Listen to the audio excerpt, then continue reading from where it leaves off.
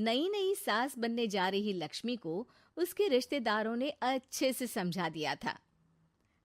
दीदी देखो, सास बनना आसान नहीं है। कहने को बहू आ जाती है, लेकिन सारे घर में हक ऐसे कर लेगी जैसे तुमने तो इतने साल से घर के लिए कुछ किया ही ना हो। और नहीं तो क्या, मेरी वाली ने तो घर का नक्शा ही चेंज करवा दिया था। कहती है खिड़की यहाँ नहीं वहाँ करो, दरवाजा इस दिशा से खोलो और न जाने क्या क्या। अरे बताओ, 20 साल से क्या मैं गलत खिड़की दरवाजे के साथ रह रही थी? तभी वहां बेटी आ जाती है। हाँ माँ, और पक्का भाभी आने के बाद तो मेरा हाल बुरा ही होना है। तुम हर बात पर मुझे इग्नोर करोगी। हे भगवान, इतना सब कुछ होता है बहू के आ जाने पर, मुझे तो पता ही नहीं था।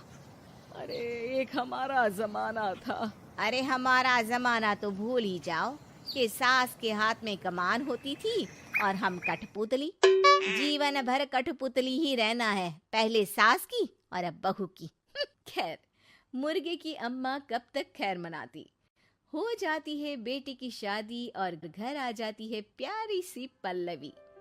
माँ जी चाय लीजिए। सास जो कि पहले से डरी हुई थी, हाँ लाओ लाओ। लेकिन चाय पीते ही थू, अरे इसमें किरकिरा सा क्या है? चाय में चीनी तो है ही नहीं। माँ जी वो ये बता रहे थे कि आपको शुगर की बीमारी है, तो मैंने चीनी की जगह गुड़ का पाउडर डाला है, वो शुगर के लिए ठीक रहेगा। सास गुस्से से लाल हो जाती है। अरे नहीं नहीं, मैंने जीवन भर चीनी की ही चाय पी है, तो मैं तो चीनी वाली ही चाय पीऊंगी। तुम आई और मैं नियम बदल दूं? ऐसी सास नहीं हूं मैं, समझी? पल्लवी को समझ में नहीं आता कि सास को हो क्या गया है। अरे माँ जी हुआ क्या है, आप तो भड़क गई। तभी वहां ननद आ जाती है। तो आप काम ही ऐसा कर रही हैं ना भाभी? अरे भाई मैंने क्या किया? शुगर के पेशेंट को चीनी नहीं पीनी चाहिए, तो मैंने चाय में चीनी नहीं डाली। इसमें मुझे तो नहीं लगता कि मैंने कुछ गलत किया। भाभी पहली बात ये कि जबान चलाने की जरूरत नहीं है, क्योंकि हम लोगों को भी बोलना आता है।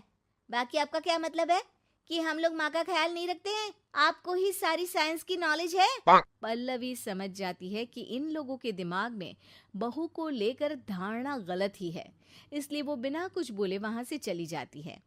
थोड़े दिनों बाद जब पल्लवी ड्राइंग रूम के पर्दे बदल रही थी, पंछी बन उड़ती फिरूं मस्त गगन में, आज मैं आजाद हूँ दुनिया के चमन में।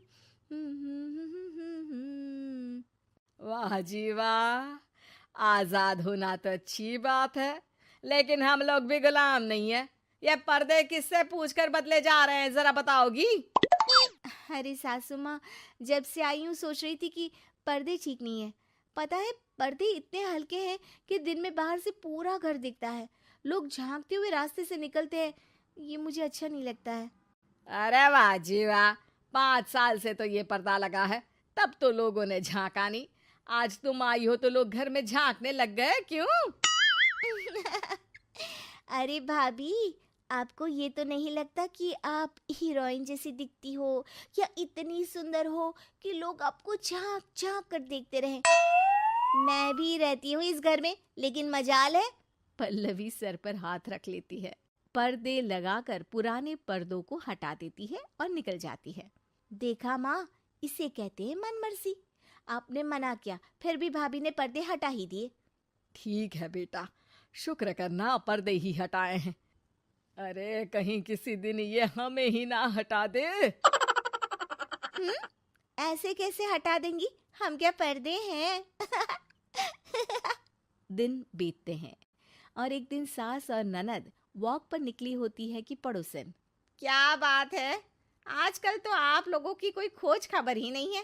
तरस गए हम लोग तो। अरे नहीं नहीं, बस घर पर ही रहते हैं पहले जैसे। पहले भी तो इतनी ही खोज खबर थी ना। अरे नहीं नहीं, पहले की बात और थी।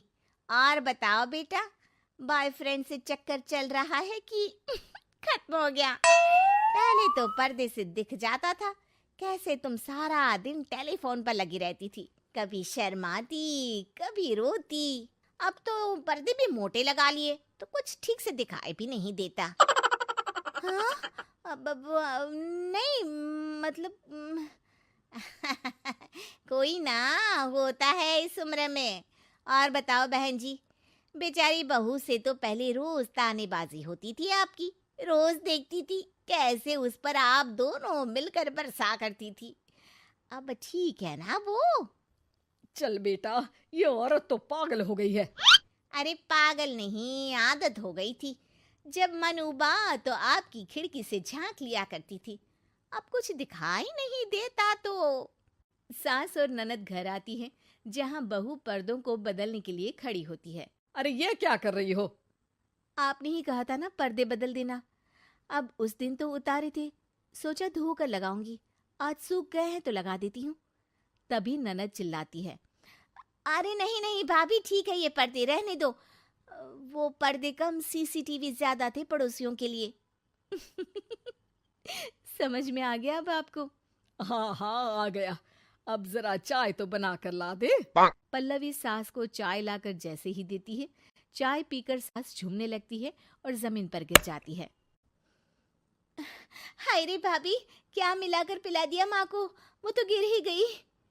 तभी बेटा डॉक्टर लेकर आता है। चेकअप के बाद डॉक्टर कहते हैं, ओ माय गॉड, इनका तो शुगर लेवल बहुत बढ़ गया है। क्या ये चीनी खाती है?